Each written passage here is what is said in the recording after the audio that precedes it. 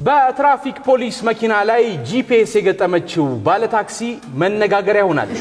ያልበ ማረሯት በጣም ከብዷት ነው እንግዲህ ትራንስፖርት አገልግሎት የሚሰጡ ታክሲዎች ያሏት ሰው ነች። እቺ ሴት ምን አደረገች? ትራፊክ ፖሊሶቹ ያሉበትን ቦታ ብታቅ የተሻለ ገቢ ልታገኝ እንደምትችል አሰበች። ቀመረችው። ከዛ ለመጫን እነሱ መኪኖች ላይ ነው ያደረገችው። አንተ እንደመተት እኮ እና እቺ ሴት እንግዲህ በቀጥታ ምን አደረገች? መኖሪያ ቤቷ ሆና የታክሲ ሹፌሮቹን በዚህ ግቡ መጣ አንተ ትጣላለህ እዛ ላይ አይደለ? ቆይታ ለመንገድ ላይ ትራፊክ አገኘለ እዛ ጋር ታቆምልኛለህ ምናምን ትላለህ። እሷ አዛውና የለም ትራፊክ አታገኝም ትራፊክ ትላለህ። እኔ ምን አልኩ መሰለ በዛ ሰዓት እንጂም አገሩ በዚህ ሰሞን ግን አሽከርካሪ ሁሉ ምን ሆኖ ነው ስርዓት የያዘው ምናምን ይላል።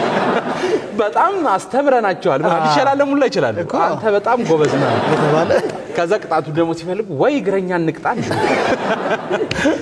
እንግዲህ በመጨረሻ አንዱ ትራፊክ ፖሊስ ነው መኪናው ብልሽት ገጥሞት ወደ ጥገና ቦታ ሲሄድ ቼክ ሲያደርጉ እየተከተላቸው የነበረው ጂፒኤስ አገኙት።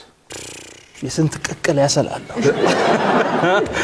ትንሽ ግራ ይገባኝ ፖሊስ ይህን ወንጀል በፈጸመችው ባለ ታክሲ ላይ የ8 ቀናት የጉልበት ስራና የ500 ዩዋን ወይም ደግሞ $70 ቅጣት ጥሎባታል ተብሏል። በጣም ትንሽ ነው የሚመስለው ቅጣቱ አይደል? ብዙ ሰርታለች ግን ሐሳቡን አንደግፈውም። በፍጹም